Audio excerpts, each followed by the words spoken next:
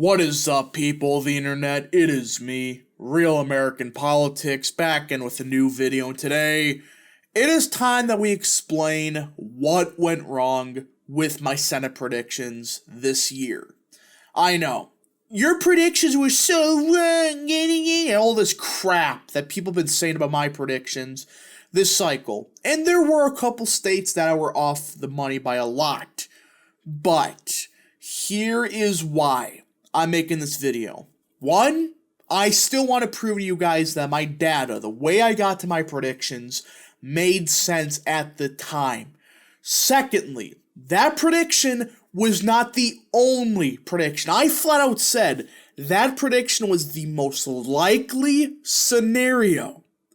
Alright, it was based on the assumption that we had an R+5 electorate. And before you guys say, oh, well, where do you have that? I showed this spreadsheet in my house video. This spreadsheet, my final prediction, was an R+5 electorate. Funny enough, the polling aggregate itself was actually more accurate than the prediction. And you're going to say, oh, why did that happen? Reason being, I thought the undecideds were going to break Republican. That's why I had an R+5 electorate. They didn't break Republican. They kind of broke evenly. That's what happened. I was not anticipating independents or undecideds to break Democrat. What really hurt Republicans this cycle was voters that vote on the economy didn't vote as Republican as everybody thought. That's what really happened with my generic ballot prediction. And you start realizing, my prediction was based off of an R+5 electorate. This was my final prediction. This was based on the assumption we had an R+5 electorate. Looking at it now, we're more than likely going to have an R+2, R+3 electorate, somewhere in that ballpark, which I went back, I crunched the numbers, and this would have been the map, alright, if I predicted it based off of an R+2, R+3 electorate. I flat out said the margin of error for a lot of these states is 3%. Plus, you gotta factor in the generic ballot could be wild. So that's my whole point. This would have been my prediction if Republicans had an R+5 generic ballot, or R+2 to 3 generic ballot lead. They would barely win Nevada, and Pennsylvania should be Tildar. That should be that. But this would have been the map if Republicans won the generic ballot by 2 to 3 instead of 5, which is a reasonable assumption. And this was the final map as of now. Again, Georgia, that's going into a runoff, so we got to see, to be determined. But this was the map. Compared to my final map, outside of a couple states, it's not really that different. Maybe it's Nevada, that's a tilt. Tilt D and a tilt R, that's the same thing. So I went back and I graded myself. This is what I would consider to have a good prediction versus a mediocre or bad prediction. Good prediction, assuming we have an R+2 to R+3 electorate, it's within a 3-point margin of error. A lot of these states like Nevada, I said flat out an R+5 electorate, Laxalt would win. But an R+2 to R+3 electorate, this would have been the prediction. I'm not bullshitting you. I can show you my spreadsheets. My point being is the same spreadsheets that I used would have predicted this. So I hope people understand that of the states, there were really only 4 that were bad, alright? 3 were I consider bad, greater than a 5-point miss. Mediocre, it's not within 3 points, but it's within 5. It's like it is a miss, but it's not as bad as other states. There were 3 bad misses. These are the 3 states I want to go over, plus Arizona, to explain my reasoning. So, let's go to Arizona first. This will be within 5 points. Now, the question is, how much baloney affected the margin? I'm not saying Blake Masters would have won this race at all. I'm not saying that. What I am saying is, how many voters did get disenfranchised in Maricopa? It's not me being, coping. When the Attorney General is even saying serious problems happened in Maricopa, yeah, something probably did happen. Now, the shift map kind of demonstrates what kind of hurt Blake Masters. These rural Republican counties, they didn't turn out for Masters at all. they shifted Democrat substantially. That's what I think really hurt Masters the most, margin-wise. He surprisingly, did not get a Trump base out, which this is a trend we saw nationally. And I'm not saying that, this is because, Trump endorsed him, that they did bad with, Maricopa. I'm not saying that, Trump isn't the reason that they did bad in Maricopa. I'm not saying that or otherwise.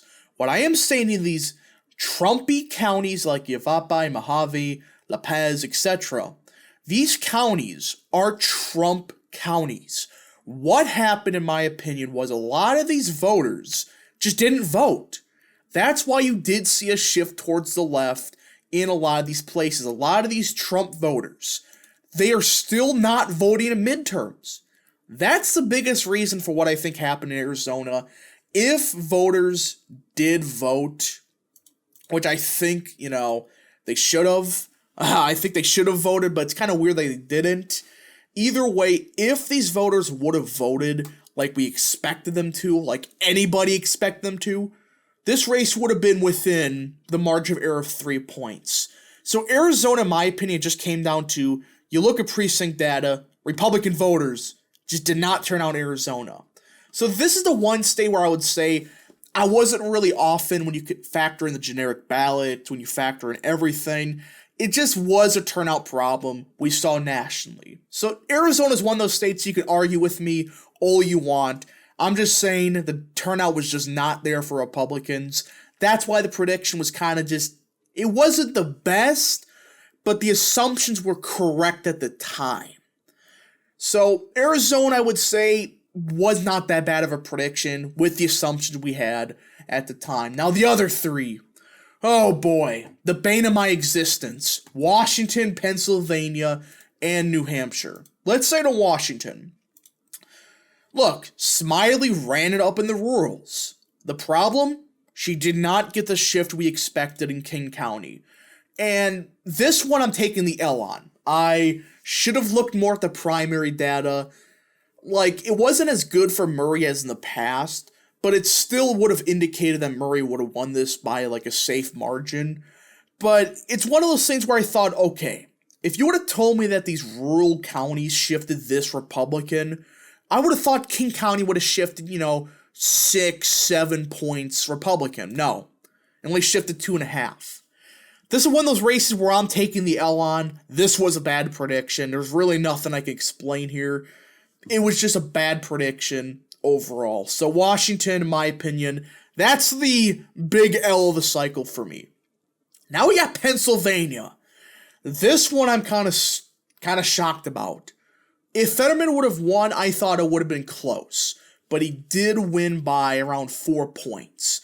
That is why I consider this to be a bad prediction. I would have predicted it as a tilt state. In reality, it was a lean to likely Democrat seat. And this is one of those states where I could say flat out, early voting killed Republicans. Fetterman's entire margin came from the early vote before the debate. The entire margin. If the early vote happened a bit later, if the debate happened earlier, Senator Oz would have happened. The only reason this was a big miss, and on my part I should have realized that I'm surprised I should have expected that big of an early vote lead, was Oz just was so far behind before the debate. It was going to be hard to catch up. But I don't think anybody expected Fetterman to have that large of a lead with the early vote. So I'm just saying flat out, this one has to explain with early voting. I mean, some of these counties, you could clearly tell, some of it has to do with turnout being disastrous Republicans in some of these counties. But come on now. Armstrong, Westmoreland, Allegheny, they shifted that far Democrat. I think this had more to do with early voting being such a large lead for Democrats that it was just so hard to overcome. But again, it is a turnout problem in some of these counties, which we got to look into a deep dive when I do the precinct analysis, which I will do. I'm going to prove to you that a lot of these counties, they had a turnout problem by precinct. But I just think early voting did dig Oz in deep. So this is a state where I would say in the prediction the analysis wasn't bad.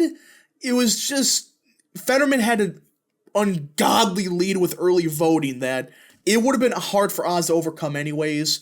But if the debate happened earlier, I think Oz would have won. But we just got to see, when I do the precinct analysis, what really happened. I think Fetterman had just too big of a lead in early voting. That was hard for Oz to overcome. But I'm still going to take the L on it. I'm not going to say, oh, this is a, X, X, and X. Like, yes, some of these things happened. But I'm still taking the L on it. Not as big as Washington, because the assumption was correct. Just I should have realized the early voting lead I should have expected to be much bigger than I thought. So, Pennsylvania was one of the other bad predictions. New Hampshire. This one, I just cannot explain. This one, I'm flat out taking the L on. I don't know what to say here. This is pretty much the worst prediction for me this cycle. I thought Bolduc was going to pull it off. He didn't. He did not pull it off whatsoever. In fact, he did worse than Trump in New Hampshire. It was bad. And I have nothing to explain. I have no words for this. My reasoning was, okay, the most accurate pollster in the country for New Hampshire had Bolduc up. But I should have realized polling is dead. So this is just one big L. New Hampshire, I admit I was off by too much. I don't know what happened here. I don't understand it. I really do not understand how Bolduc lost by that much. And that's that. This is the report card for the predictions.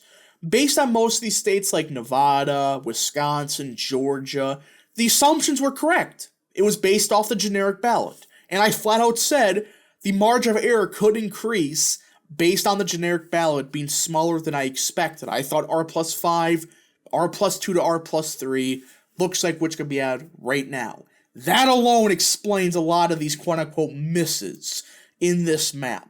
All right, this map here. I mean, this would have been the map if I predicted it based on R plus 3 electorate.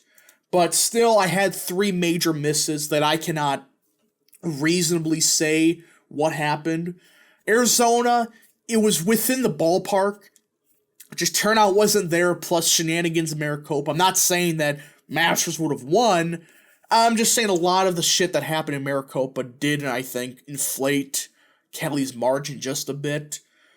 So yeah, that's that. This is my report card for the Senate prediction. There were some good ones. Nevada, I was pretty much in the range. Georgia, Wisconsin, state like Colorado, I called it. I flat out said that Clown and O'Dea was going to underperform expectations.